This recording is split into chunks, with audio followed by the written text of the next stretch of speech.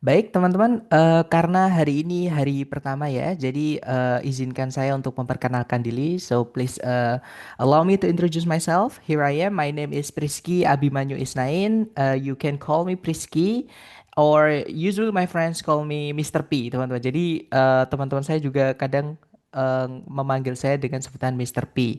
But I don't recommend you to browse my photos on Google using that name ya. Tapi saya tidak menyarankan teman-teman untuk nyari foto saya di Google pakai nama Mr. P. Karena nanti yang keluar bukan muka saya ya teman-teman. And then I've been teaching English for around 10 years or so. Jadi kurang lebih saya ngajar bahasa Inggris sudah 10 tahun. Tapi saya masih belajar juga ya teman-teman. Karena bahasa Inggris bukan bahasa kita ya kan.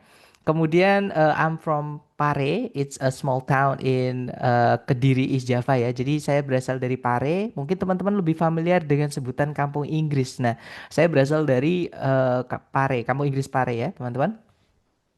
Kemudian, yeah, I think that's all about me. Nothing interesting, right?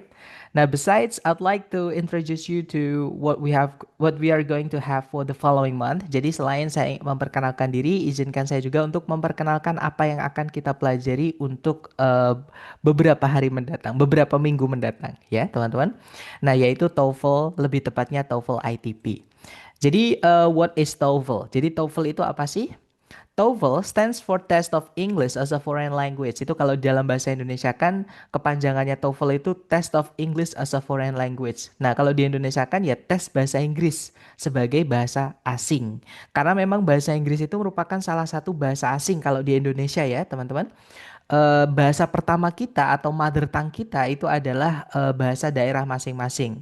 As I'm Javanese, so I speak Javanese. Jadi karena saya orang Jawa ya saya bilangnya, saya ngomongnya bahasa Jawa dengan rekan-rekan sejawat lah. Intinya teman-teman saya di sini gitu ya. Teman-teman kita komunikasinya pakai bahasa Jawa. Nah, selain mother tongue ada juga second language. Second language itu kalau di Indonesia ya bahasa pemersatu kita. Sebentar. Silakan Mister siapa tadi? Mister Fastamsik atau Miss Fastamsik silakan boleh bertanya.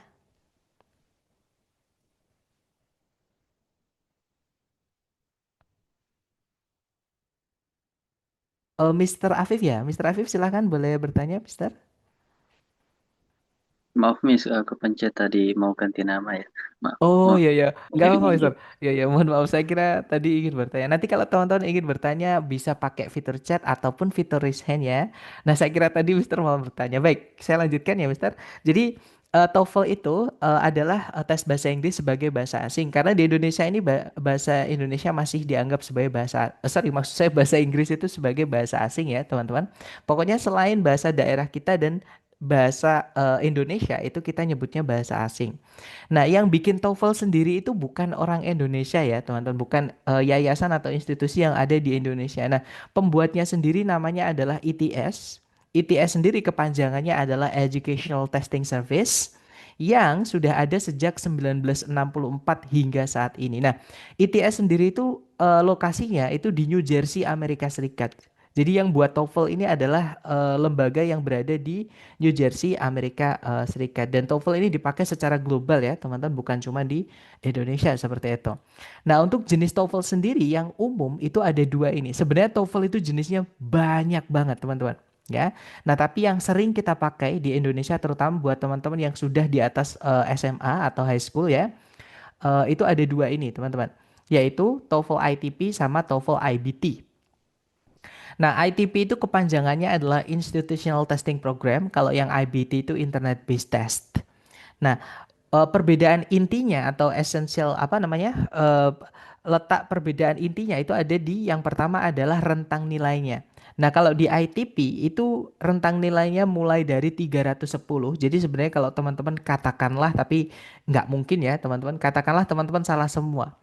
Itu nggak mungkin. Selama teman-teman hadir dan dijawab semua jawaban, pasti ada satu yang benar lah minimal gitu ya. Teman-teman nggak mungkin ada salah semua. Atau kalau nggak gitu, kalau teman-teman nggak datang di hari HTS, itu sebenarnya teman-teman dapat nilai, yaitu 310.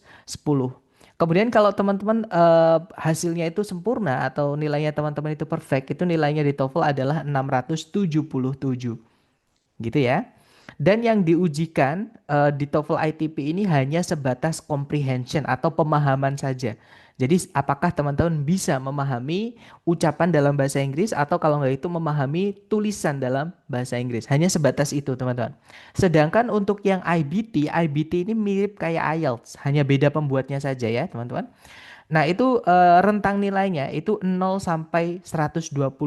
Jadi kalau benar-benar kita nggak datang ya nilainya nol gitu ya teman-teman. Nah tapi kalau teman-teman perform perfectly itu nanti teman-teman mendapatkan nilai 120. Kemudian yang diujikan di IBT ini sama dengan IELTS yang sebelumnya saya sampaikan ya, yaitu skill dan juga mastery teman-teman. Jadi keterampilan teman-teman menggunakan bahasa Inggris dan juga penguasaan teman-teman dalam bahasa Inggris itu diujikan di sini di IBT ini sama kayak IELTS ya teman-teman. Nah untuk IBT sama kayak IELTS juga itu belajarnya tidak cukup kalau hanya 1 bulan. It will take a lot of time ya. Tapi juga tergantung basicnya teman-teman juga. Semakin banyak basic teman-teman, semakin teman-teman sering menggunakan bahasa Inggris untuk IBT dan IELTS akan mudah belajarnya. Sebulan bisa cukup ya teman-teman. Nah tapi yang akan kita pelajari nanti adalah yang ITP. Nah karena ITP ini hanya sebatas pemahaman saja, ada cara cepat untuk mengerjakan ya atau strategi atau tips untuk mengerjakan dengan cepat teman-teman. Nah, di ITP sendiri yang diujikan nanti ada 3 area. Yang pertama adalah listening. Di sini teman-teman akan diujikan apakah teman-teman bisa memahami ucapan dalam bahasa Inggris gitu ya. Yang mana teman-teman nanti diberikan 50 pertanyaan yang terbagi menjadi 3 parts. Di setiap nomornya teman-teman hanya punya waktu 12 detik untuk menentukan jawaban teman-teman gitu ya. Nah, setelah listening selesai, nanti kita juga akan diujikan structure atau mungkin teman-teman lebih familiar dengan sebutan grammar. Nah, itu di bagian structure ini. Jadi, seberapa teman-teman mengenali tata bahasa baku dalam bahasa Inggris. Gitu ya. Nah, teman-teman akan diberikan waktu 25 menit untuk mengerjakan structure ini yang mana total soalnya adalah 40 pertanyaan yang terbagi menjadi 2 bagian ya, teman-teman. Nah, setelah structure selesai, teman-teman nanti akan lanjut ke bagian reading. Nah, kalau di reading, teman-teman diberikan waktu 55 menit untuk menyelesaikan 50 pertanyaan. Gitu ya. Nah, nanti kita akan belajar strategi cepat atau cara cepat untuk mengerjakan TOEFL ITP ini. Nah, kemudian pertemuan nanti kita akan bahas dalam waktu 1 bulan ya. Dan teman-teman harus tahu bahwa hari Sabtu dan Minggu kita off atau kita libur. Nah, tentunya tapi ketika teman-teman ada waktu luang, nanti teman-teman akan saya sediakan latihan tambahan supaya ketika teman-teman ingin mengasah kembali materi lewat latihan-latihan itu ada, gitu ya. Nah, jadi kita 1 minggu itu hanya punya waktu 5 hari ya, teman-teman. Dan karena 1 bulan kan ada 4 minggu ya, teman-teman. Jadi kita hanya punya waktu 20 hari. Itu pun yang hari ke-20 itu dipakai untuk final scoring atau untuk tesnya. Oke? Jadi kita hanya punya 19 hari saja untuk belajarnya, teman-teman. Nah, hari pertama sampai hari ke-10, jadi 2 minggu pertama kita akan fokus dulu dengan structure. Oke, jadi bukan listening dulu yang akan kita pelajari, tapi kita fokus dulu dengan structure. Karena structure ini fix, teman-teman ya.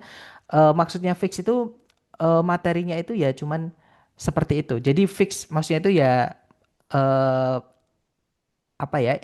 materi dasarnya itu sudah pastilah seperti itu, teman-teman. Gitu ya. Nah, sedangkan listening sama reading itu bisa dibilang kalau saya ya menurut saya ya teman-teman itu tendensius. Maksudnya tendensius itu belum tentu yang menurutnya pembuat soal seperti itu menurut kita seperti itu atau kebalikannya. Belum tentu yang menurut kita benar menurut si pembuat soal itu benar karena masalahnya di listening sama reading itu nanti di vocab, teman-teman. Gitu ya. Nanti kita akan pelajari juga listening sama reading setelah kita membahas structure. Jadi yang kita dahulukan adalah structure-nya. Dan materi di structure ini sudah saya urutkan dari materi yang paling penting dan paling mudah, semakin ke bawah nanti adalah semakin tidak penting tapi semakin sulit, teman-teman. Nah, maksudnya itu contoh ya, teman-teman. Hari pertama ini nanti kita akan belajar subjek sama predikat. Yang mana di dalam kalimat itu wajib ada. Jadi teman-teman harus bisa menentukan subjek sama predikat. Dan itu materi yang paling gampang, teman-teman. Nah, semakin ke bawah itu nanti biasanya masalah tentang vocab dan lain-lain gitu ya. Di dalam kalimat contohnya hari kedua, conjunction atau kata hubung. Konektor itu ya, teman-teman. Nah, kata hubung itu di dalam kalimat tidak wajib ada. Nah, kapan adanya nanti kita bahas di hari kedua, gitu ya. Makanya Kita bahas dulu yang paling penting tapi paling mudah yaitu subjek sama predikat. Nah, kalau teman-teman nanti ada di satu pertemuan tidak bisa hadir, disarankan teman-teman mengikuti rekamannya dulu sebelum lanjut ke materi berikutnya. Karena pasti teman-teman bingung ketika tiba-tiba loncat-loncat. Ya, misalkan di hari pertama datang, hari kedua tidak, ikut hari ketiga pasti teman-teman bingung. Karena ada satu materi yang harus dipelajari dulu, tapi belum teman-teman dapatkan gitu ya. Jadi kalau teman-teman nanti katakanlah tidak bisa ikut sesi live, that's alright, nggak apa-apa teman-teman ya. Tapi disarankan untuk mengikuti rekamannya sebelum lanjut ke materi berikutnya, gitu ya. Dan begitu pun seterusnya nanti sampai hari ke-10 ya teman-teman. Nah, kemudian setelah structure selesai, hari 10 selesai, 2 minggu awal selesai, kita akan lanjut ke listening. Nah, di listening nanti kita akan mengenal atau kita akan kenalan ya, teman-teman, dengan setiap sesi dari atau setiap part dari listening, teman-teman, dari listening section.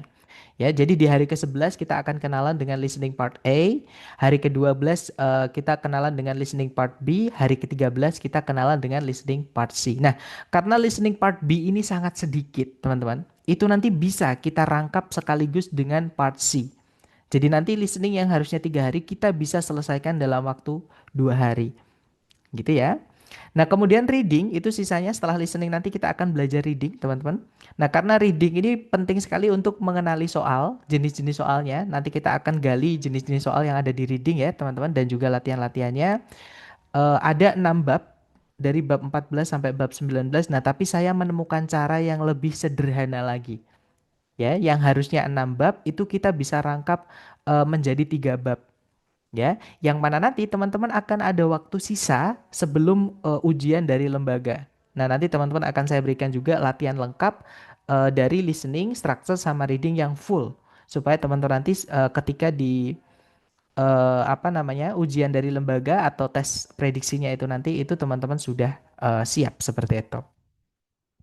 Kemudian aturan, sebenarnya bukan aturan ya teman-teman, ini hanya mekanisme kita di kelas bagaimana. Yang pertama adalah attendance check atau daftar kehadiran atau absensi lah ya teman-teman. Nah absensi ini hanya dilakukan di hari pertama saja. Jadi nanti teman-teman akan saya kirimkan Google Form, mohon diisi ya. Karena absensi itu nanti saya pakai untuk memasukkan partisipan Zoom.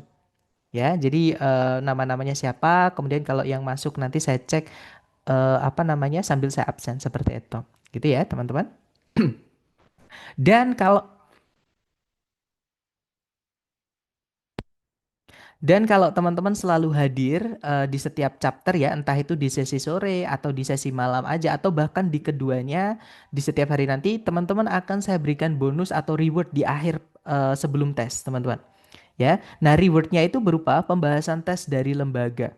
Jadi supaya teman-teman nanti ketika tes dari lembaga itu benar-benar siap. Tapi sekali lagi itu untuk hanya yang teman-teman selalu hadir, gitu ya, teman-teman. Nah, kemudian kalau teman-teman ada pertanyaan atau ada apapun, silahkan nanti menggunakan fitur raise hands yang ada di Zoom ya, atau bisa menggunakan chat. Jadi misalnya teman-teman ada pertanyaan, Sir, excuse me, I have a question misalnya, atau question please, atau Sir gitu. Nanti kalau misalkan ada yang chat, misalnya Sir, atau question misalnya, atau angkat tangan, saya akan menghentikan penjelasan saya untuk menjawab pertanyaannya teman-teman. Dan kalau pertanyaannya teman-teman masih nyambung dengan hari itu, pasti saya jawab teman-teman. Tapi kalau misalnya pertanyaan teman-teman melenceng dengan materi kita hari itu, nanti saya akan sampaikan itu kita bahas di hari kesekian. Tujuannya sederhana, teman-teman. Kita tujuannya adalah supaya teman-teman yang benar-benar belajar TOEFL, terutama bahasa Inggris dari nol, itu nanti tidak bingung karena materinya nyampur.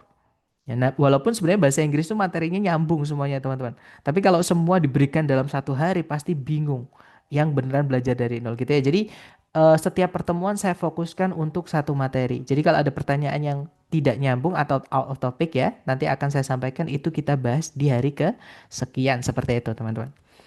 Nah, kemudian ada yang penting, ini yang paling penting buat teman-teman ya, yaitu vocabulary, kosakata, teman-teman. Jadi kunci untuk mengerjakan TOEFL dengan mudah, itu teman-teman harus punya perbendaharaan kata yang lumayan banyak. Ya, nah bagaimana kalau teman-teman perbendaharaan katanya itu sedikit tidak masalah. Nanti ketika teman-teman latihan itu pasti menemukan kosakata baru. Nah, kosakata baru yang teman-teman temukan mohon ditulis ya, teman-teman. Karena kalau nggak ditulis saya pastikan akan lupa atau hilang. Ya. Nah, kalau lupa itu wajar ya, tapi kalau kita tuliskan enak, tinggal buka catatan teman-teman. Dan vocab itu lebih lebih apa ya, teman-teman? Lebih ingat, lebih nempel, lebih eh, susah hilangnya ketika teman-teman tulis dengan tulisan tangan teman-teman. Daripada kalau teman-teman baca tulisan orang lain. Atau kalau nggak gitu buku. Nah, itu kalau vocab itu lebih enak kalau teman-teman mencatat sendiri. Jadi kayak otak kita itu sambil menulis itu kayak merekam gitu, teman-teman. Gitu ya. Nah, jadi kalau dapat vocab baru mohon ditulis. Nah, kalau teman-teman pengen konsultasi koleksi vocab teman-teman yang sudah dikoleksi atau sudah ditulis itu untuk saya cek nanti boleh dikirimkan setelah diketik lagi ya, diketik ulang dulu di Word atau di Excel boleh bebas. Nanti dikirimkan ke saya untuk saya koreksi nggak apa-apa ya di hari Sabtu Minggu seperti itu. Gitu ya, teman-teman. Nah, jadi sekali lagi yang paling penting buat teman-teman adalah vocabnya teman-teman. Semakin banyak vocab teman-teman dalam bahasa Inggris akan semakin mudah untuk mengerjakan TOEFL ITP ini. Dan yang terakhir adalah monitoring belajar. Jadi selain kita belajar di sesi live Zoom seperti ini, nanti teman-teman saya fasilitasi latihan-latihan ya.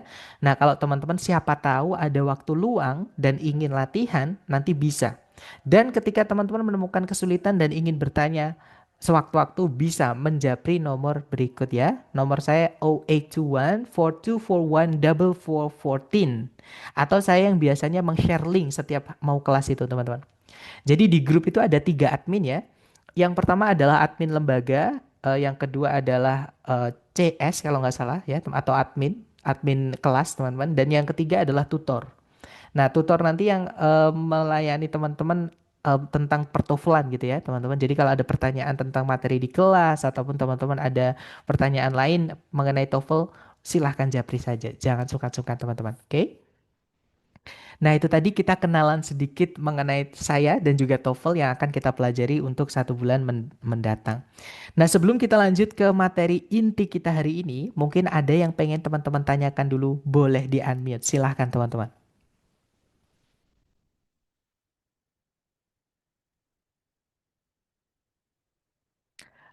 Looks like everything is fine ya. Sepertinya tidak ada masalah. Kalau gitu kita ke materi inti kita, yaitu tentang sentence atau kalimat. Nah, jadi hari pertama ini nanti kita akan belajar tentang kalimat, teman-teman. Lebih tepatnya apa sih yang harus ada di dalam kalimat. Gitu ya. Nah, mungkin teman-teman bertanya, loh Sir, kenapa kok kita harus belajar kalimat sih? Jawabannya sederhana, teman-teman. Karena di bagian structure nanti, teman-teman akan diminta mencari bagian kalimat yang hilang. Nah, untuk mengetahui bagian kalimat yang hilang, berarti teman-teman harus tahu kalimat itu kalau utuh harus ada apa aja. Gitu ya, supaya tahu nanti yang hilang apa. Ya. Nah, kalimat atau sentence mohon maaf teman-teman. Nah, jadi kalimat atau sentence di dalam bahasa Indonesia atau bahasa Inggris itu sama aja. Ya, harus ada 2 komponen ini, yaitu subjek dan predikat. Dan urutannya juga harus seperti ini, teman-teman. Subjek dulu baru predikat. Nah, mungkin teman-teman bertanya-tanya subjek itu apa sih? Nah, subjek itu pengertiannya adalah ketika kita menyampaikan informasi, itu harus ada informasi berupa apa atau siapa yang ingin kita bahas. Nah, apa atau siapa yang ingin kita jadikan topik pembicaraan atau yang ingin kita bahas, itulah yang disebut dengan subjek, teman-teman. Contoh nih, kalau saya bilang ke teman-teman, saya suka musik. Nah, berarti saya ingin menceritakan teman-teman tentang diri saya sendiri. Jadi saya itu suka musik. Jadi kayak ngomongin tentang saya sendiri gitu ya, teman-teman. Contoh lagi, eh, kalian terlihat luar biasa. Nah, berarti saya ingin menceritakan atau mengangkat topik tentang kalian, tentang orang kedua, teman-teman. Atau contoh lagi ya teman-teman, misalnya saya punya teman namanya Wawan. Wawan memiliki prestasi yang membanggakan. Nah, berarti saya ingin menceritakan ke teman-teman tentang orang ketiga yaitu Wawan. Teman saya namanya Wawan. Seperti itu. Nah, itulah yang disebut dengan subjek, teman-teman. Jadi, apa atau siapa yang ingin dibahas. Gitu ya. Kemudian selain subjek, kalimat juga harus ada predikat.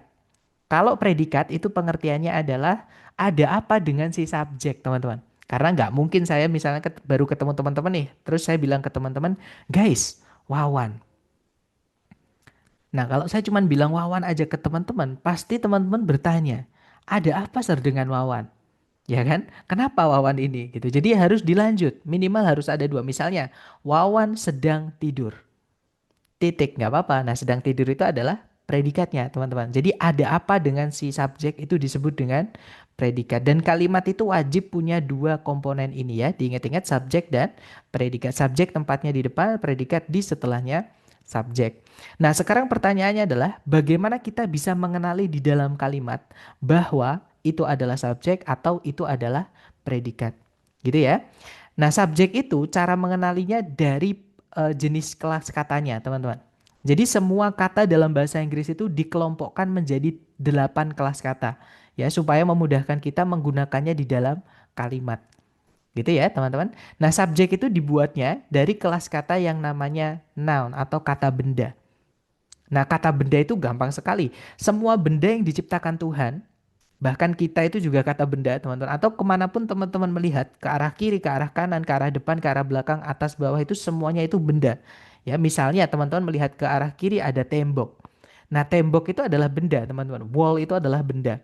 Ya, kemudian teman-teman lihat ke kanan, misalnya ada katakanlah handphone misalnya. Nah, handphone itu juga kata benda. Ke arah depan misalnya ada laptop atau computer, itu juga kata benda, teman-teman. Lihat ke belakang, misalnya ada kursi, chair, itu adalah kata benda juga. Ya, jadi eh, siap yang diciptakan Tuhan semuanya itu disebut dengan kata benda, terutama yang bisa dilihat ya, walaupun ada juga benda yang tidak bisa dilihat. Ya, contohnya adalah ilmu pengetahuan itu kan nggak bisa dilihat, teman-teman. Contohnya lagi adalah eh, rasa lapar. Nah, rasa lapar atau perasaan lapar itu adalah tidak bisa dilihat, tapi itu kata benda seperti itu. Gitu ya. Nah, contoh kata benda yang mungkin gampang dipahami ya, misalnya ada kata bird, burung. Nah, burung itu kan bisa dilihat, diraba, diterawang, diputar, dijilat, dicelupin. Nah, itu salah satu ciri-ciri benda, teman-teman. Kemudian ada water, air. Kemudian ada buildings. Nah, kadang kata benda itu kalau dalam bahasa Inggris ada tambahan S-nya, teman-teman. Itu menandakan bahwa kata benda itu jumlahnya banyak. Jadi kalau building itu bangunan-bangunan, kalau buildings itu, kalau building itu bangunan, kalau buildings itu artinya bangunan-bangunan, seperti itu.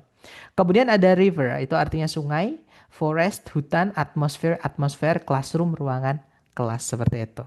Gitu ya, dan masih banyak lagi. Teman-teman bisa berkreasi menggunakan imajinasi teman-teman, eh, menunjuk kata benda, misalnya lampu, lamp itu ya, misalnya lagi pintu, door, misalnya lagi jendela, window, dan lain-lain. Itu adalah semuanya kata benda. Oke. Nah, selain noun atau kata benda, subjek itu juga bisa dibuat dari kata ganti atau pronoun.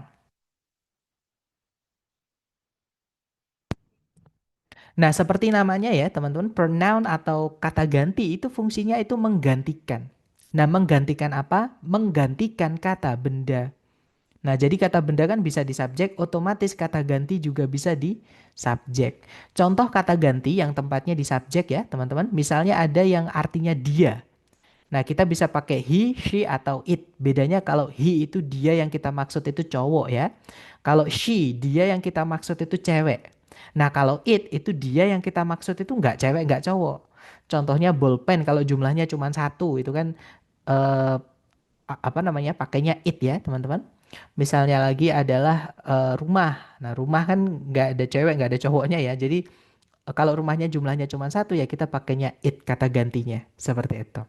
Kemudian kalau benda itu banyak jumlahnya ya, eh, entah itu manusia ataupun selain manusia, kita pakainya adalah they. Atau kalau dalam bahasa Indonesia ya kita bilangnya mereka, teman-teman. Ya, jadi they itu artinya mereka. Kemudian ada those, itu juga sama, bisa diartikan mereka. Ones juga sama, diartikan orang-orang atau benda-benda. Others artinya yang lain-lain, yang ada S-nya ya, teman-teman. Nah, itu juga kata ganti. Seperti itu. Nah, itu tadi adalah subjek ya. Jadi apa atau siapa yang ingin dibahas itu bisa dibuat dari kata benda atau dari kata ganti. Nah, selain subjek, kalimat juga harus ada predikat. Ada apa dengan si subjek? Itu kan predikat, teman-teman. Nah, cara mengenali predikat dalam bahasa Inggris, predikat itu dibuatnya wajib dari kata kerja atau sebutannya verb. Ya, jadi semua benda itu pasti melakukan pekerjaan atau mengalami sesuatu, teman-teman. Contohnya tanaman. Tanaman itu mengalami fotosintesis, itu bahasa Inggrisnya photosynthesize. Itu kata kerja, teman-teman. Atau misalnya daun, daun itu gugur. Nah, gugur itu kata kerja juga. Jatuh itu kata kerja, teman-teman. Gitu ya. Nah, jadi semua benda, entah itu benda hidup, benda mati, pasti melakukan sesuatu atau mengalami sesuatu. Itu adalah kata kerja. Nah, contoh kata kerja itu misalnya ada occur. Artinya bisa terjadi, bisa ada, teman-teman. Produce artinya bisa memproduksi, bisa menghasilkan. Refer to. Nah, biasanya kata kerja itu ada ketempelan sama preposisi, tapi mereka satu kata, teman-teman. Ya, jadi refer to itu satu kata, artinya merujuk pada consist of. Itu juga artinya itu satu kata juga ya, artinya terdiri dari. Improve itu artinya meningkatkan dan masih banyak lagi. Misalnya tidur, berlari, bernafas, bergerak, itu semuanya adalah kata kerja, teman-teman. Gitu ya. Jadi dalam bahasa Inggris, predikat itu wajib dibuat dari kata kerja. Loh Sir, bagaimana kalau misalnya informasi yang kita sampaikan itu tidak ada kata kerjanya? Contohnya, saya di sini. Nah, saya itu bahasa Inggrisnya adalah I ya, teman-teman. Di sini itu bahasa Inggrisnya adalah here. Nah, ada yang tahu bahasa Inggrisnya saya di sini itu bagaimana? Jangan takut salah, teman-teman ya. Teman-teman ada yang pernah dengar kalau kita mau bilang saya di sini itu bahasa Inggrisnya gimana? Izin, sir. I'm here. I am here. That's right, Mister. Nah, I am here, ya kan? Nah, pertanyaan saya adalah kenapa tiba-tiba ada kata am di situ? Padahal am itu nggak ada artinya, teman-teman. Yang artinya saya itu I, yang artinya di sini itu adalah here. Ada yang pengen nyoba jawab sebelum saya menjelaskan?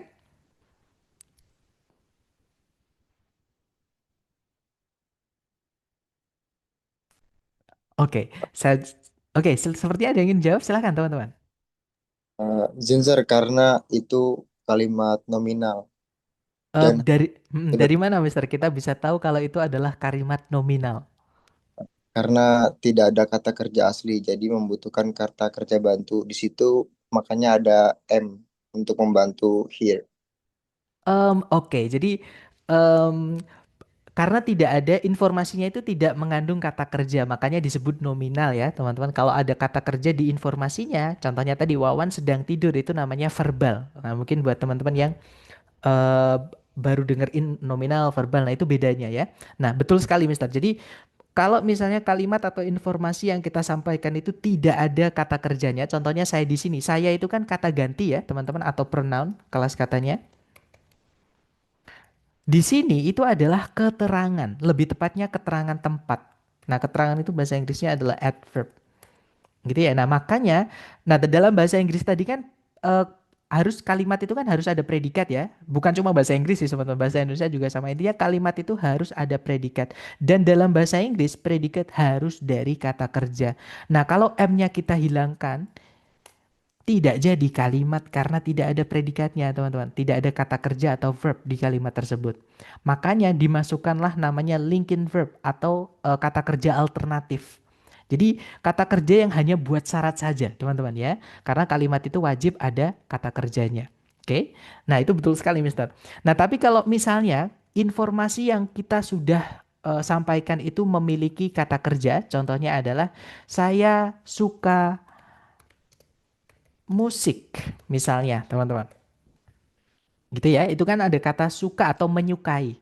Itu adalah kata kerja. Maka bahasa Inggrisnya menjadi, ada yang tahu saya suka musik?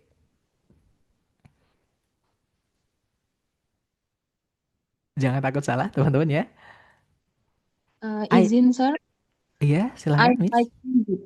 I like music, betul sekali. Nah, ini bahaya sekali ya teman-teman kalau salah. Kalau saya suka musik sih nggak bahaya. Tapi bayangin kalau teman-teman misalnya bilang, saya suka monyet, misalnya ya, saya suka monyet. Nah, ini kalau kita bilang, kita salah menaruh M saja, nanti artinya jadi berubah. Nah, saya suka monyet itu bahasa Inggrisnya I like monkeys, ya. Saya menyukai monyet. Jadi saya itu senang dengan binatang misalnya. Saya suka binatang yang jenisnya monyet. Misalnya I like monkeys. Nah, kalau kita tambahin M, kita salah masukin M aja. I'm like monkeys. Itu secara grammatical benar, tapi secara makna itu berubah. I am like monkeys. Like-nya di situ bukan kata kerja teman-teman, tapi preposisi artinya seperti atau mirip. Jadi kalau kita bilang I am like monkeys, saya mirip monyet. Jadinya seperti itu teman-teman. Gitu ya. Nah, alasan kenapa M-nya hilang di atas, kenapa yang benar adalah I like monkeys, bukan I am like monkeys adalah karena informasi yang kita masukkan sudah memiliki kata kerja yaitu suka. Seperti itu. Gitu ya. Jadi itu tadi, saya ingin menunjukkan ke teman-teman bahwa dalam bahasa Inggris itu predikat wajib berupa kata kerja. Kalau informasi yang dimasukkan tidak ada kata kerjanya, maka harus dicarikan kata kerja yang hanya buat syarat saja yaitu am. Gitu ya. Jadi kalau kita mau bilang saya di sini I am here, saya baik-baik saja, I am fine. Nah, karena baik-baik saja itu adjektif atau kata sifat, teman-teman. Nah, tapi kalau kata kerjanya sudah ada, informasinya sudah ada kata kerja, contohnya saya mencintaimu, I love you. Ya kan itu yang gampang tuh, yang umum kita dengar I love you, bukan I am love you, tapi I love you. Gitu ya, teman-teman. Nah, jadi itu tadi adalah penjelasan sedikit tentang predikat. Jadi sekali lagi, predikat dalam bahasa Inggris wajib dibuat dari kata kerja. Pastikan kalimat nanti di TOEFL ya, pastikan di soal ada kata kerjanya teman-teman. Kalau nggak ada harus dicarikan dulu. Gitu ya. Nah, masalahnya di sini adalah bahasa Inggris itu kata kerja itu paling ribet teman-teman. Kenapa paling ribet? Karena bentuknya banyak banget. Kata kerja dalam bahasa Inggris yang akan teman-teman temui itu nanti bentuk-bentuknya kurang lebih ada seperti ini. Jadi ada verb 1, ada verb 2, ada verb 3, ada verb SIS, ada verb ing, ada to verb 1 sama auxiliary verb. Ya, jadi bentuk kata kerja itu banyak sekali di dalam kalimat. Dan tidak semua bentuk ini, jadi kalau kata kerja itu sudah bentuk-bentuk, udah dibentuk-bentuk ya, teman-teman harus cek dulu. Karena tidak semuanya bisa jadi predikat. Ada yang tidak bisa jadi predikat, teman-teman. Makanya saya juga menghindari penyebutan subjek verb. Saya nyebutnya subjek predikat. Takutnya kalau saya bilang subjek verb, semua verb yang teman-teman temui dalam bahasa Inggris dianggap sebagai predikat. Nah, sekarang pertanyaannya adalah kata kerja bentuk apa aja yang bisa jadi predikat dan yang tidak bisa jadi predikat. Nah, kata kerja yang bisa jadi predikat antara lain verb 1, verb 2, verb SIS, dan juga auxiliary verb, teman-teman. Itu adalah kata kerja yang predikat. Sedangkan untuk verb 3 yang berdiri sendiri, sebelumnya tidak ada auxiliary-nya, atau verb ing yang berdiri sendiri, sebelumnya tidak ada auxiliary-nya, dan juga to verb 1 itu bukan predikat. Oke, teman-teman. Nah, mungkin teman-teman ada yang bingung di situ, Sir, auxiliary itu apa? Nah, auxiliary itu artinya adalah kata kerja bantu ya, teman-teman. Jadi dia juga keluarganya kata kerja, tapi fungsinya hanya untuk mengganti kata kerja lain. Maksud saya untuk membantu kata kerja lain, bukan mengganti ya, tapi membantu. Maaf, teman-teman. Kata kerja bantu. Nah, auxiliary sendiri itu ada 4 keluarga atau 4 jenis. Saya tulis di sini ya, teman-teman. Jenis auxiliary pertama itu dari keluarganya do atau namanya dummy auxiliary, teman-teman ya. Nah, do itu anggotanya ada 3, yaitu do, kalau nggak gitu does, kalau nggak gitu did. Yang mana kalau teman-teman pakai auxiliary do, does, did ini, verb setelahnya harus verb 1 atau verb asli. Verb 1 itu kata kerja dasar, teman-teman. Misalnya tidur ya, sleep, itu verb 1. Karena ada juga sleeps, ada juga slept, itu verb 2-nya ya. Ada juga sleeping, itu verb ing, ada juga to sleep, itu to verb 1. Nah, verb 1-nya itu yang tidak mengalami pembentukan. Jadi kata kerja dasar lah, seperti itu. Itu adalah verb 1 ya. Jadi kalau pakai do, does, did harus verb 1. Saya tidak tahu, bahasa Inggrisnya I do not know. Nggak boleh kita bilang I do not knowing misalnya. I do not knows, itu nggak bisa teman-teman. Ya karena kalau sudah pakai do harus verb 1. I do not know. Dia tidak tahu. She does not know. Nggak boleh kita bilang she does not knows. Itu nggak bisa teman-teman ya. Kemudian misalnya mereka tidak tahu kemarin, lampau ya. Jadinya they did not know. Jadi walaupun lampau pakainya know karena sudah ada did tadi. Gitu ya. Jadi diingat-ingat do, does, did gandengannya adalah verb 1. Kemudian keluarga yang kedua dari keluarganya to be, teman-teman. Keluarga to be ini lumayan banyak ya. Ada is, kemudian am, kemudian are. Kalau nggak gitu was, kemudian were, kemudian ada lagi be, been, sama being. Sorry teman-teman. Being ya. Yang mana keluarganya to be ini gandengannya adalah verb ing atau verb 3. Jadi ada dua jenis kata kerja yang bisa jatuh setelahnya to be ya. Jadi verb ing kalau nggak gitu verb 3 teman-teman. Atau gini aja supaya kelihatan ya teman-teman. Jadi gandengannya saya taruh di atasnya saja.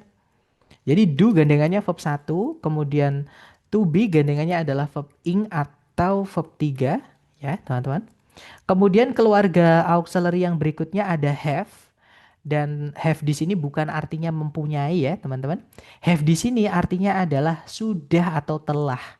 Yang mana gandengannya adalah verb 3. Nah, keluarganya have ada 3, yaitu have, kemudian has, kemudian had. Oke. Dan yang terakhir adalah keluarganya model auxiliary. Jadi auxiliary bersih atau auxiliary murni gitu ya, teman-teman. Yang mana gandengannya adalah verb satu. Nah, model auxiliary itu antara ini paling banyak juga, teman-teman. Ada will, ada can, ada shall, kemudian ada may, ada must, kemudian ada might. Kemudian yang old itu yaitu would, kemudian should, dan juga could. Nah, ini adalah keluarganya model auxiliary. Nah, ini jangan dihafal ya, teman-teman. Saran saya ditulis di buku catatan, teman-teman. Karena kalau dihafal eh, nggak akan hafal lah gitu. Atau kalau nggak gitu, pasti teman-teman juga kesulitan memaksa kerja otak gitu. Jadi kalau ditulis nanti ketika teman-teman latihan sambil melihat catatan teman-teman, itu akan lebih nempel daripada kalau harus hafalan nanti ketambahan bab lain, hafalan lagi, itu akan memaksa kinerja otak teman-teman dan belajar jadi terasa sulit, teman-teman. Nah, makanya nanti akan saya kirimkan rekaman, mohon teman-teman review lewat rekaman dan mohon dicatat. Kalau ada yang bingung, ditanyakan dulu, jangan dicatat. Gitu ya. Nah, jadi sebenarnya materi kita sudah selesai hari ini ya. Mungkin saya ulangi, kalimat itu harus memiliki dua susunan atau dua komponen ini, teman-teman. Yaitu subjek dan juga predikat. Subjek dibuatnya kalau nggak dari kata benda ya dari kata ganti. Sedangkan predikat dibuatnya dari kata kerja. Nah, tapi teman-teman harus hati-hati, tidak semua kata kerja bisa jadi predikat. Dari bentuknya ya, hanya verb satu, verb 2, verb SIS, dan auxiliary verb saja yang bisa jadi predikat. Sedangkan verb 3 tanpa auxiliary sebelumnya, verb ing tanpa auxiliary sebelumnya, dan juga to verb satu bukan predikat. Nah, mungkin ada yang pengen teman-teman tanyakan dulu sebelum kita ke contoh soalnya, penerapan materi kita hari ini ke soal. Silahkan kalau ada pertanyaan, teman-teman.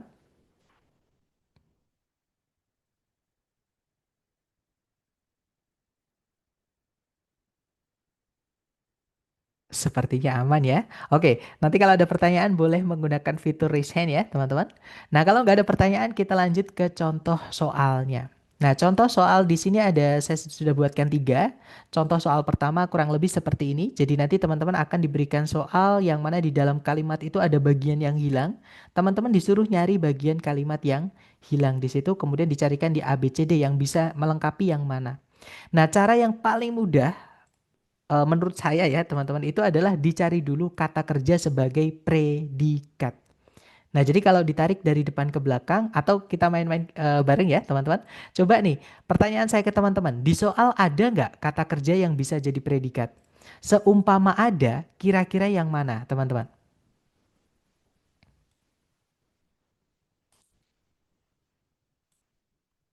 Iya, betul sekali. Di situ ada are ya, dan are di sini itu adalah kata kerja bantu atau auxiliary, teman-teman ya. Yang mana dia membantu kata kerja verb 3 yaitu are known. Jadi karena bentuknya auxiliary verb, dia salah satu bentuk kata kerja yang bisa jadi predikat, berarti ya udah itu adalah predikatnya, teman-teman.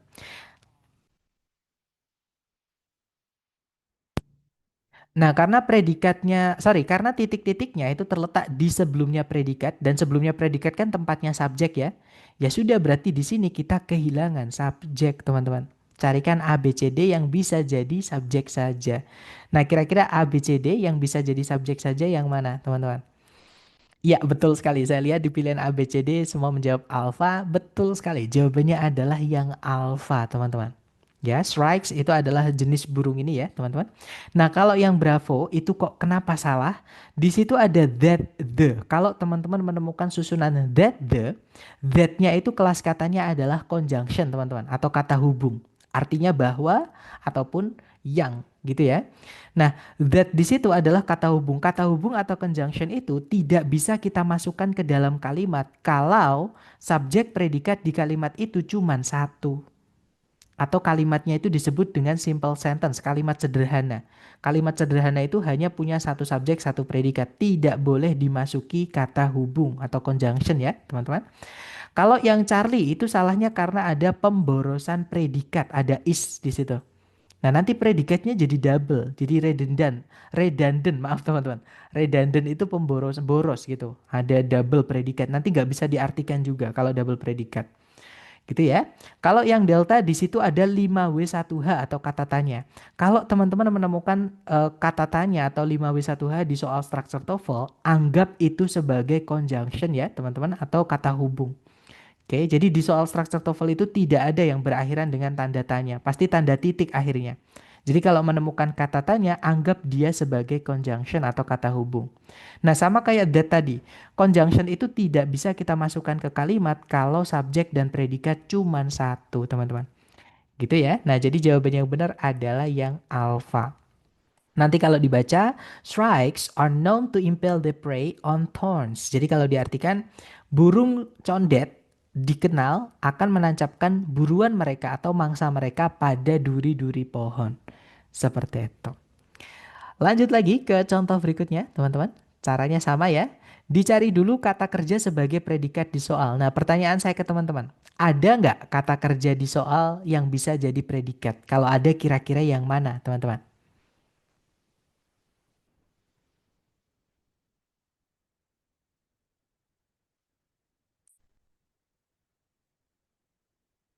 Kalau were berarti di jawaban ya. Kalau di soal ada nggak? Karena kita disuruh mencari yang hilang di soal, teman-teman. Nah, di soal nggak ada predikat. Berarti di situ kita harus carikan predikat. Karena kalimat kan wajib punya predikat ya, teman-teman. Nah, kemudian selain predikat, kalimat harus juga punya subjek. Pertanyaan saya ke teman-teman, ada nggak subjek di dalam soal ini, teman-teman? Kalau ada, kira-kira yang mana?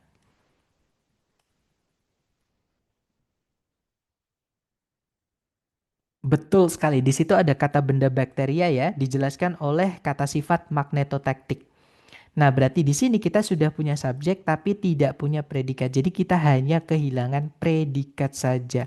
Carikan A, B, C, D yang predikat saja, teman-teman. Kira-kira jawabannya berarti yang mana?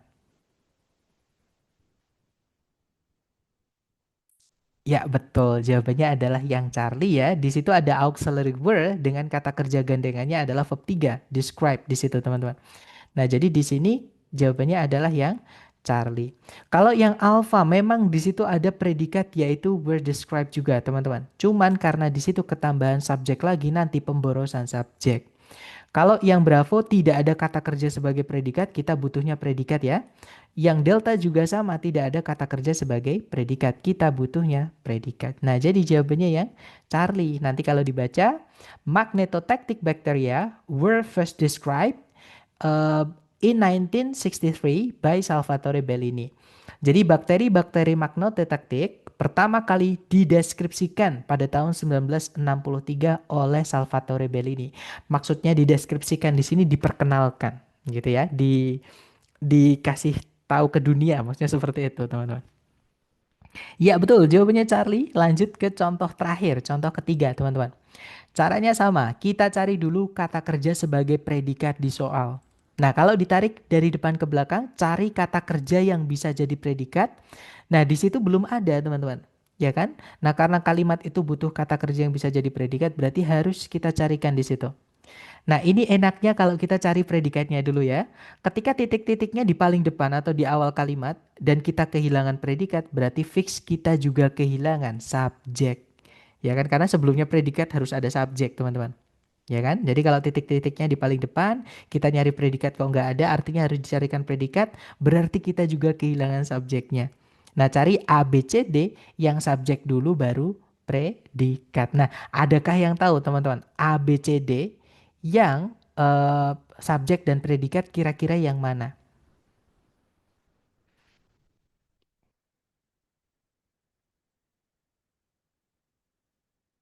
Sepertinya bingung ya. Mari kita cek bareng aja kalau gitu teman-teman. Yang alfa, kita cek dulu yang alfa ya. Di situ yang alfa, nah mungkin teman-teman yang menjawab alfa terjebak dengan kata waste. Memang waste itu bisa jadi kata kerja teman-teman. Artinya adalah menyia-nyiakan atau membuang-buang. Cuman kalau dia kata kerja atau semisal andaikan dia kata kerja, berarti dia adalah verb satu. Sedangkan subjeknya adalah coconut, dia tunggal, it teman-teman. Kalau diganti pakainya it. Nah, it itu atau kalau misalnya benda itu tunggal di subjek, tidak boleh pakai verb satu. Harusnya pakai verb SIS. Ya, jadi caranya kita menyatakan fakta dalam bahasa Inggris ya, itu kata kerja yang dipakai ada dua. Kalau nggak verb satu ya verb SIS teman-teman. Nah, kapan pakai verb satu, kapan pakai verb SIS, tergantung subjeknya. Kalau subjeknya tunggal, contohnya coconut seperti ini ya, maka kata kerjanya ya harus ditambahkan S. Tapi kebalikannya, kalau misalnya subjeknya itu jamak, nanti yang ada S-nya itu kata bendanya, jadi coconuts gitu teman-teman, maka kata kerjanya tidak boleh pakai S. Jadi verb satu. Nah itu cara mengetahui penggunaan verb satu dan verb SIS. Nah itu kalau kita lihat coconut nggak ada S-nya, waste juga nggak ada S-nya, berarti mereka bukan subjek predikat teman-teman. Ya, itu adalah satu kesatuan. Ini kata benda semua. Nah berarti yang alfa ini tidak bisa karena tidak ada predikatnya. Ya kan? Kalau yang Bravo di situ ada conjunction, padahal subjeknya cuma satu, tidak ada predikatnya.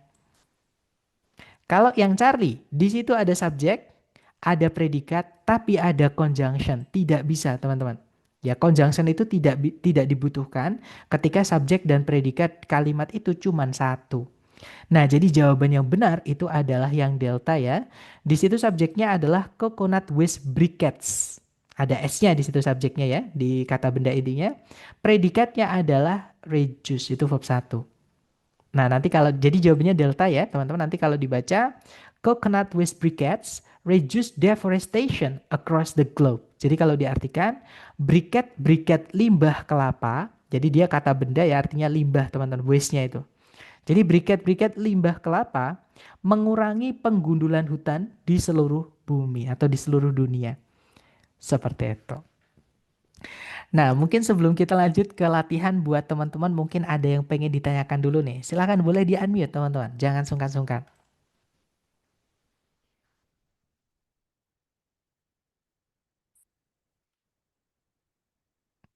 Sepertinya tidak ada ya. Oke deh, kalau gitu kita ke latihan. Untuk mic-nya saya mute dulu supaya tidak ada suara bocor dan teman-teman bisa lebih fokus untuk mengerjakan latihannya ya. Mohon dikerjakan sesuai pemahaman teman-teman. Salah nggak apa-apa, kita belajar itu proses, itu bagian dari proses ya teman-teman. Nanti tugas saya hanyalah meluruskan, mengarahkan teman-teman aja. Oke? Nah silakan di sini ada satu soal. Jangan takut salah, waktunya 30 detik di pojok kanan atas. Dimulai dari sekarang, silahkan teman-teman.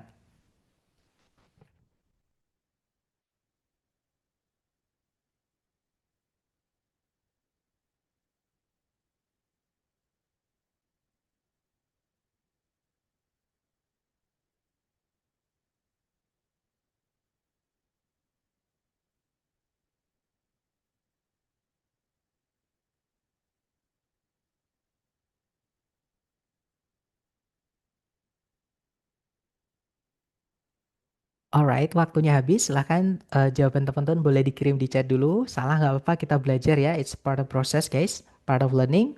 Dan saya lihat teman-teman menjawab bravo, bravo. Sepertinya semua menjawab bravo. Ada juga jawaban Charlie. Oke, mari kita cek bareng. Seperti biasa yang tadi ya, kita cari dulu kata kerja sebagai predikat di soal. Nah, kalau kita tarik dari depan ke belakang, cari kata kerja sebagai predikat. Di situ hati-hati dengan form ya. Form itu di situ memang kata kerja, tapi sebelumnya ada to-nya, teman-teman. Dan to verb satu itu salah satu kata kerja yang tidak bisa jadi predikat. Nah, berarti di sini kalimatnya belum punya kata kerja sebagai predikat. Nah, karena titik-titiknya di paling depan dan predikat itu sebelumnya harus ada subjeknya, berarti di situ kita juga kehilangan subjek. Maka teman-teman carikan A, B, C, D yang subjek, kemudian diikuti predikat. Gitu ya. Yang alpha di situ ada subjek iron itu kata benda, teman-teman. Nah, tapi setelahnya itu kata kerjanya bentuk ing. Verb ing yang berdiri sendiri sebelumnya nggak ada auxiliary-nya tidak bisa jadi predikat. Jadi yang alpha nggak bisa karena kita nggak punya predikat, teman-teman. Kita tadi butuhnya juga predikat ya. Kalau yang Bravo ada subjek iron, predikatnya adalah oxidizes. Jadi kemungkinan Bravo bisa. Kita tahan dulu.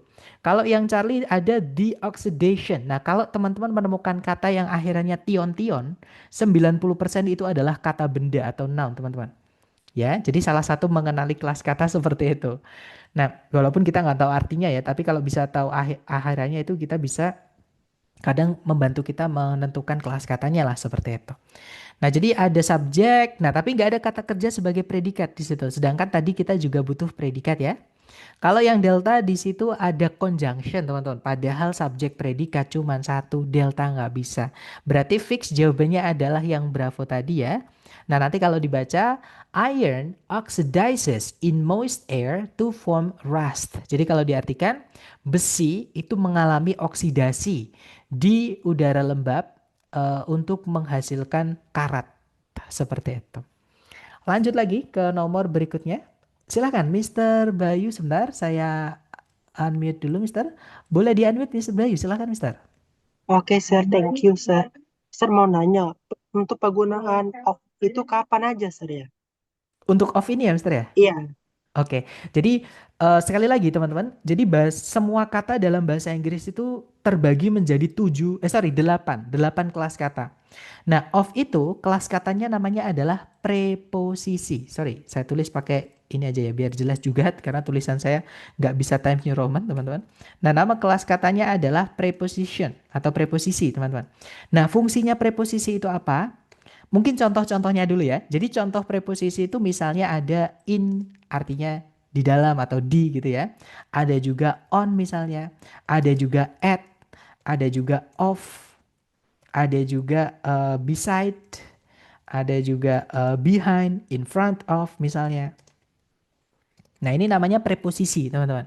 Nah fungsinya preposisi banyak ya. Ini hanya contoh saja. Ada sekitar kalau saya nggak salah ada sekitar 88 atau sekitar hampir 100 lah preposisi yang saya ketahui teman-teman. Nah preposisi ini fungsinya adalah merubah objeknya. Jadi setelah preposisi itu wajib ada objeknya teman-teman. Entah itu dari kata benda atau dari kata ganti ya. Yang nanti objek itu akan dirubah jadi keterangan. Contoh teman-teman, kita punya kata benda misalnya kulkas. Kulkas itu kan kata benda ya, bisa dilihat, diraba, diterawang, diputar, dijilat, dicelupin.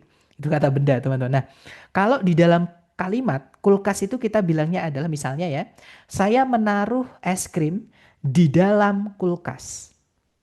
Saya itu adalah subjeknya. Menaruh itu adalah predikatnya ya. Es krim itu adalah objeknya dari predikat, teman-teman. Kemudian ada kata di dalam kulkas. Kulkas yang awalnya kata benda, sebelumnya ada kata di dalam, bahasa Inggrisnya in, teman-teman. Jadi in the fridge atau in the refrigerator. Nah, itu menjadi keterangan tempat seperti itu. Jadi fungsi preposisi, entah itu in, on, at, of itu ya Mister. Fungsinya adalah merubah kata setelahnya menjadi keterangan. Jadi of iron itu adalah keterangan Mister. Seperti itu. Nah, susunan kata benda diikuti keterangan itu mirip kayak kita misalnya bilang seluruh mahasiswa di kampus ini. Nah, seluruh mahasiswa itu adalah kata benda, di kampus ini itu adalah keterangan. Sama, deoxidation itu kata benda, of iron itu adalah keterangannya. Seperti itu, Mister. oke, Gimana? Menjawab thank ya, you, Mister sir. Bay ya? Ya, Oke, you're welcome. Jadi sekali lagi fungsi preposisi itu adalah merubah kata setelahnya, biasanya objek ya, entah kata benda atau kata ganti menjadi keterangan, teman-teman. Bukan cuman of ya, teman-temannya of misalnya in, on, at dan teman-temannya itu semuanya fungsinya sama, merubah kata setelahnya menjadi keterangan seperti itu. Nanti kita akan pelajari lebih lanjut mengenai preposisi ini di hari ke-7 tentang keterangan seperti itu. Oke, that's good question, Mister. Mungkin ada pertanyaan lagi dari teman-teman yang lain mungkin sebelum kita lanjut ke nomor kedua. Silahkan jangan sungkan-sungkan teman-teman.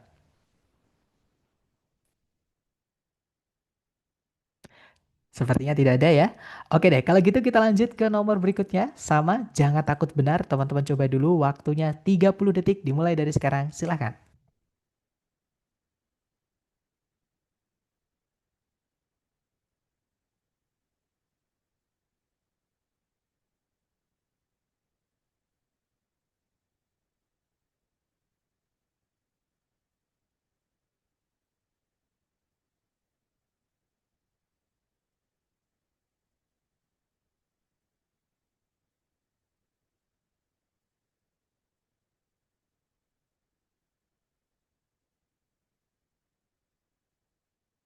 Oke, waktunya habis dan saya lihat teman-teman menjawab. Ada jawaban alfa, alfa. Sepertinya semua menjawab alfa nih. Mari kita cek bareng kalau gitu ya. Seperti biasa dicari dulu kata kerja sebagai predikat di soal ya. Kalau ditarik dari depan ke belakang, nah di situ ada verb SES teman-teman, yaitu kata improves. Itu kan verb SES dan verb SES itu hanya bisa menjadi predikat. Subjeknya adalah, nah hati-hati dengan tools. Tools ini memang kata benda teman-teman.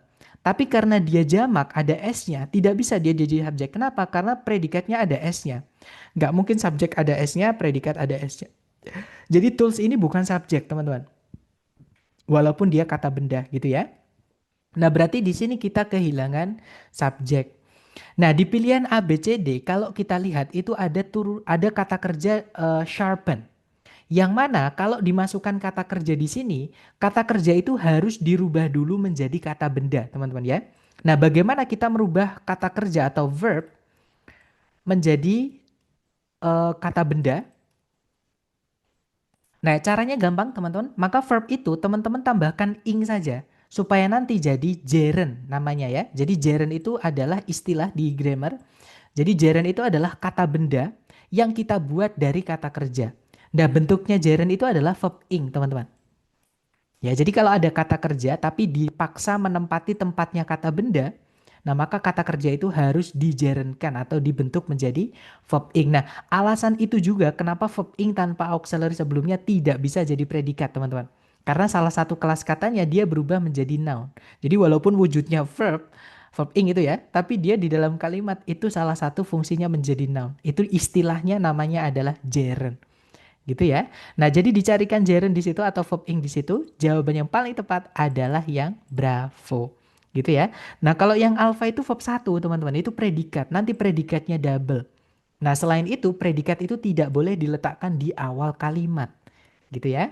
Kemudian kalau yang Charlie ada conjunction when, ada predikat lagi sharpen, nggak ada subjeknya, kita butuhnya subjek ya. Jadi yang Charlie tidak bisa. Kalau yang delta, nah sharpening itu memang kata benda ya. Cuman karena dia ketambahan in, dia nanti menjadi keterangan atau adverb. Sama kayak yang ditanyakan sebelumnya tadi oleh Mr. Bayu tadi kebetulan ya. Jadi kalau ada preposisi diikuti kata benda menjadi keterangan. Dan keterangan itu tidak bisa jadi subjek teman-teman. Nah kalau kita pilih yang delta nanti kita kehilangan subjek. Ya jadi jawabannya yang bravo teman-teman. Nanti kalau dibaca sharpening tools improves their efficiency and effectiveness. Jadi kalau diartikan menajamkan alat-alat itu meningkatkan efisiensinya dan juga efektivitasnya atau apa ya ampuh tidaknya seperti itu. Gitu ya teman-teman. Nah jadi jawabannya adalah yang bravo. Namanya gerund teman-teman ya. Jadi verb ing yang dipaksa menempati tempatnya kata benda itu namanya gerund. Lanjut lagi ke nomor berikutnya. Sebentar, sebenarnya ada yang bertanya. Tools sebagai apa, Sar? Toolsnya di sini sebagai objek, tapi objeknya gerund ya, objeknya kata kerja di gerund. Karena sharpening itu membutuhkan objek, menajamkan itu butuh objek, teman-teman. Nggak mungkin kita hanya bilang menajamkan itu meningkatkan efisiensi dan juga efektivitasnya. Nah, menajamkan apa? Seperti jadi menajamkan itu harus ada objeknya. Sama kayak kita misalnya membawa. Saya sedang membawa. Nah, membawa apa? Jadi membawa itu harus ada objeknya. Nah, kalau ditaruh di depan, membawa sangat penting. Nah, membawa apa? Jadi harus ada objeknya. Sama, tools di situ itu kata benda fungsinya sebagai objek. Misalnya, objek dari gerundnya. Seperti itu. Oke, dapat ya. Lanjut lagi ke nomor berikutnya. Silahkan teman-teman coba dulu waktunya 30 detik dimulai dari sekarang. Silahkan.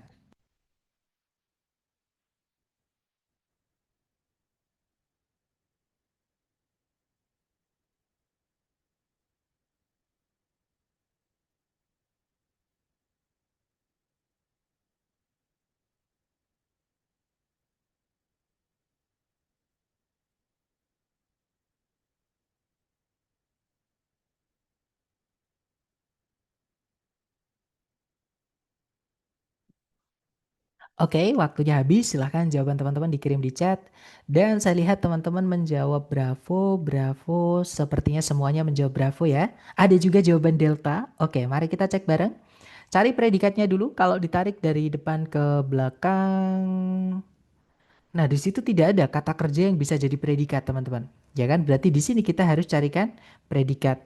Nah, subjeknya itu di depan sendiri ada kata benda the transition. Oke, nah berarti kita sudah punya subjek tapi belum punya predikat. Jadi teman-teman carikan A, B, C, D yang bisa jadi predikat saja. Nah, yang alfa tidak bisa ya karena di situ ada subjek lagi. Kita nggak butuh subjek lagi. Kalau yang bravo, nah kemungkinan jawabannya bravo, auxiliary verb ya, to be verb 3 teman-teman. Jadi kemungkinan jawabannya bravo, kita tahan dulu. Kalau yang Charlie, nah itu verb ing. Verb ing tidak bisa jadi predikat tanpa auxiliary sebelumnya ya. Kalau yang delta to verb 1 juga sama, tidak bisa jadi predikat. Oke, jadi jawaban yang benar adalah yang bravo teman-teman. Nanti kalau dibaca, the transition to cloud computing was influenced strongly by the demand for scalable storage solutions. Jadi kalau diartikan kurang lebih perpindahan menuju computing cloud, cloud itu yang penyimpanan online kalau saya nggak salah ya teman-teman, itu sangat dipengaruhi oleh permintaan atas solusi-solusi penyimpanan yang besar seperti itu.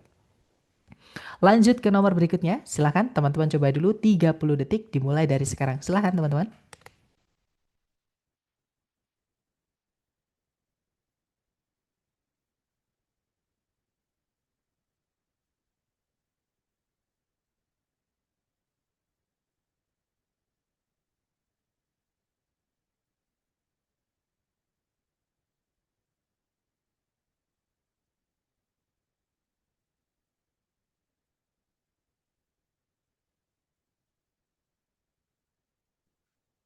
Alright, waktunya habis. Silahkan jawaban teman-teman dikirim di chat. Dan saya lihat teman-teman menjawab Charlie. Charlie, sepertinya semua menjawab Charlie ya. Oke, kita cek bareng kalau gitu teman-teman.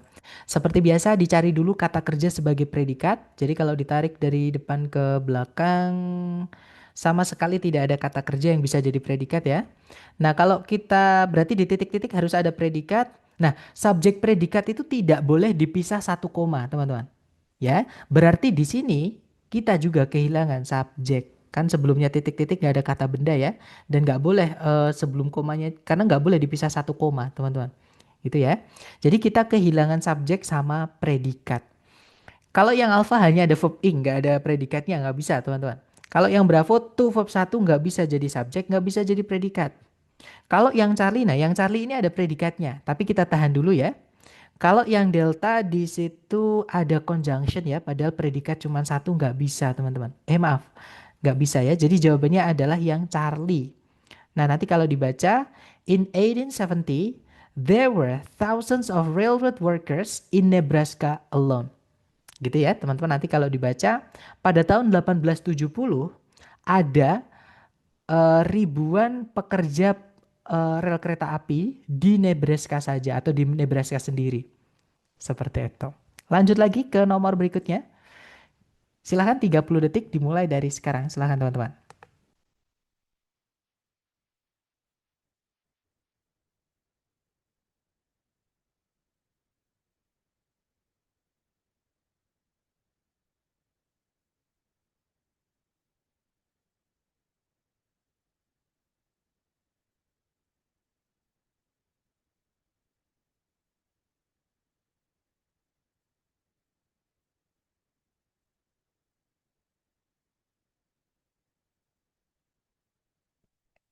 Alright, thumbs up. Waktunya habis. Silahkan jawabannya teman-teman dikirim di chat. Dan saya lihat ada jawaban alfa, alfa, alfa. Sepertinya semua menjawab alfa ya. Mari kita cek bareng. Kalau ditarik dari depan ke belakang, cari kata kerja sebagai predikat. Di situ belum ada kata kerja sama sekali sebagai predikat. Di sini harus dicarikan predikat ya. Subjeknya nggak boleh dipisah satu koma. Artinya di sini juga kehilangan subjek. Oke, cari A, B, C, D yang subjek predikat. Yang alpha ada subjek oxygen exchange. Predikatnya occurs. Nah, kemungkinan jawabannya yang alpha. Kita tahan dulu ya. Yang bravo ada subjek oxygen exchange. Tidak ada predikat, malah ketambahan conjunction lagi. Bravo salah ya. Kalau yang Charlie ada conjunction padahal subjek predikat cuma satu. Nggak bisa. Kalau yang delta hanya ada subjek, tidak ada predikatnya, teman-teman. Nah, jadi fix jawabannya yang alpha. Nanti kalau dibaca, during respiration, oxygen exchange Occurs in the alveoli of the lungs. Jadi kalau diartikan kurang lebih, selama proses respirasi, pertukaran oksigen itu terjadi di alveoli dari paru-paru. Seperti itu. Oke, lanjut lagi ke nomor berikutnya. Silahkan teman-teman. 30 detik dimulai dari sekarang. Silahkan.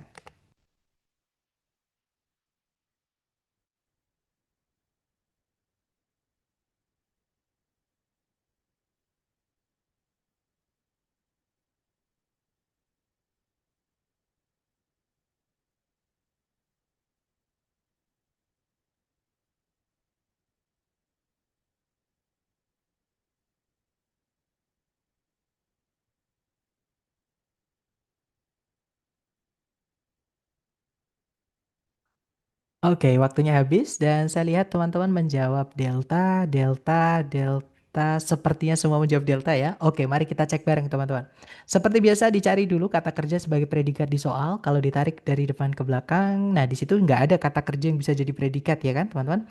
Berarti di sini kita butuh predikat dan karena titik-titik di paling depan sebelumnya predikat harus ada subjek, berarti kita juga kehilangan subjek. Nah, di pilihan A, B, C, D yang ada predikat cuma dua, teman-teman. Antara Bravo sama Delta. Jadi yang alfa otomatis salah ya, nggak ada predikat. Charlie juga sama, nggak ada predikat di situ. Nah, masalahnya adalah di soal structure TOEFL itu tidak ada yang berakhiran tanda tanya, teman-teman. Jadi pasti tidak ada predikat ditaruh di awal kalimat. Gitu ya, jadi yang Bravo tidak bisa. Oke, teman-teman. Jawaban yang tepat adalah yang delta. Nanti kalau dibaca, there are about 600 species of trees in the United States. Jadi kalau diartikan, ada sekitar 600 spesies pohon di Amerika Serikat. Seperti itu. Oke, lanjut lagi ke nomor berikutnya. Silahkan teman-teman coba dulu 30 detik dimulai dari sekarang. Silahkan teman-teman.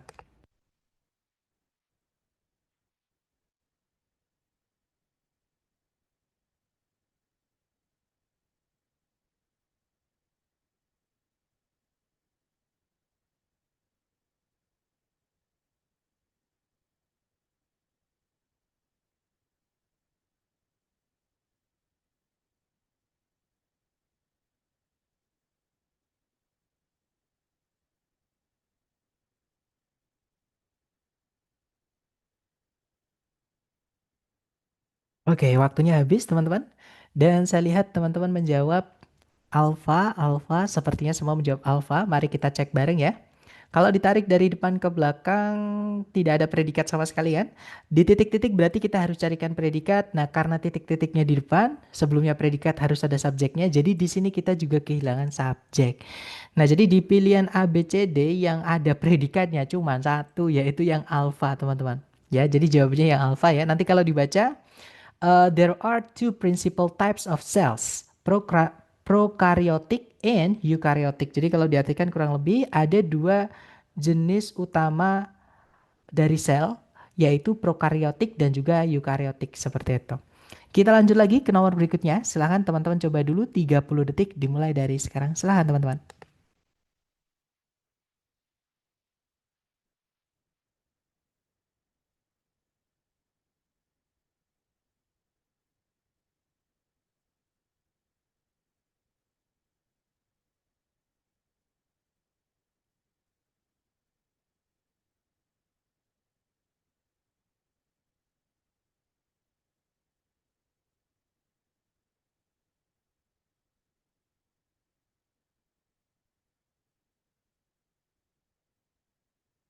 Oke, waktunya habis dan saya lihat di situ semuanya teman-teman menjawab alfa ya. Mari kita cek bareng.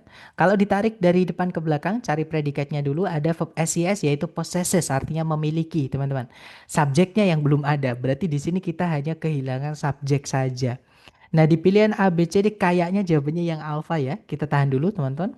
Kalau yang Bravo ada if. If itu kelas katanya conjunction atau kata hubung. Tidak butuh kata hubung kalau kalimat itu hanya punya satu subjek, satu predikat. Ya, teman-teman. Kalau yang Charlie juga sama, di situ ada kata hubung, padahal subjek predikat cuma satu, jadi tidak bisa. Yang delta juga sama, malah di sini conjunctionnya ada dua, teman-teman ya. Jadi tidak bisa, kalau di kalimat itu ada dua conjunction, maka subjek predikat nanti harus ada tiga, teman-teman. Gitu ya. Nah, untuk conjunction sendiri akan kita pelajari di hari kedua, berarti besok ya. Nah, jadi jawaban yang benar adalah yang alfa, nanti kalau dibaca Only the male lion possesses a thick mane. Jadi kalau diartikan hanya singa jantan saja memiliki sebuah rambut ini ya teman-teman, atau apa namanya, kupluk gitu ya. Jadi kupluk tebal. Apa kalau ditaruh di kepala sama leher dia kupluk gitu ya. Lanjut lagi ke nomor berikutnya teman-teman. Silahkan dicoba dulu 30 detik dimulai dari sekarang. Silahkan.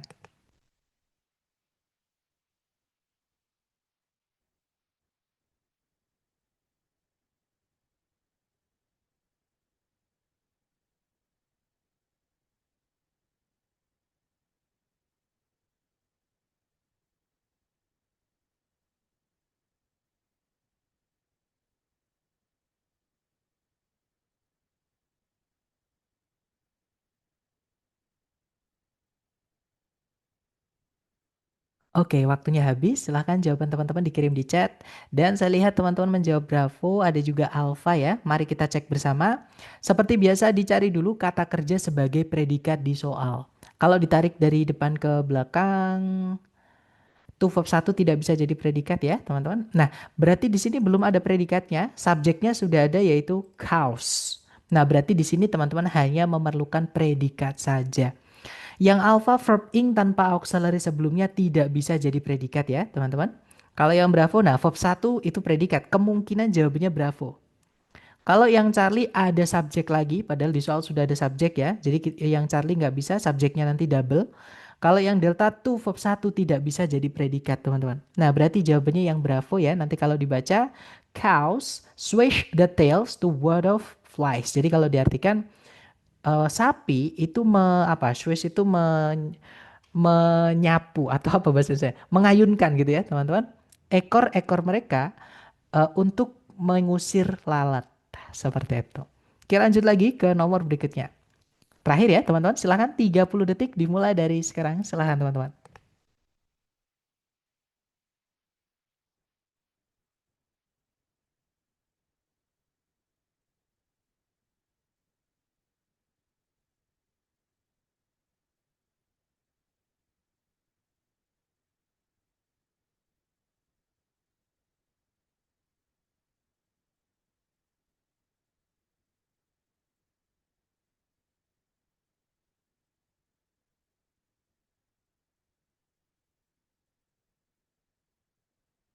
Oke, waktunya sudah habis. Silahkan jawabannya teman-teman dikirim di chat dan kemudian kita bahas bareng ya. Jangan takut salah teman-teman.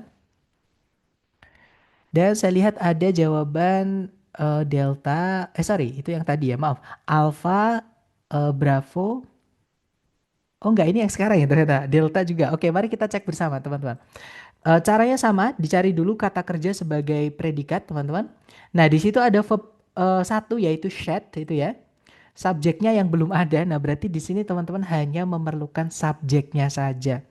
Yang alfa tidak bisa ya teman-teman karena di situ ada predikat lagi. Nanti predikatnya double pemborosan teman-teman. Kalau yang bravo di situ ada subjek. Nah tapi ada conjunction. Kita tidak membutuhkan conjunction kalau subjek predikat cuma satu. Kalau yang Charlie, nah itu preposisi diikuti kata benda menjadi keterangan ya yang tadi ditanyakan oleh Mr. Bayu tadi. Jadi preposisi diikuti objeknya menjadi keterangan teman-teman. Kemudian ada to diikuti verb satu, nanti malah predikatnya juga hilang. Nah kalau kita masukkan yang Charlie nanti subjek predikat jadi hilang teman-teman. Nggak jadi kalimat nanti ya. Nah jadi jawaban yang benar adalah yang delta. Oke, nanti kalau dibaca trees shed leaves to conserve water during the dry season. Jadi pohon-pohon itu menggugurkan daun-daunnya untuk menghemat atau ya menghemat air selama musim kering. Seperti itu. Nah, itu tadi adalah materi tentang subjek predikat ya, teman-teman. Mungkin ada yang pengen teman-teman tanyakan dulu sebelum kita akhiri. Silahkan kalau ada pertanyaan jangan sungkan-sungkan, boleh di-unmute, teman-teman.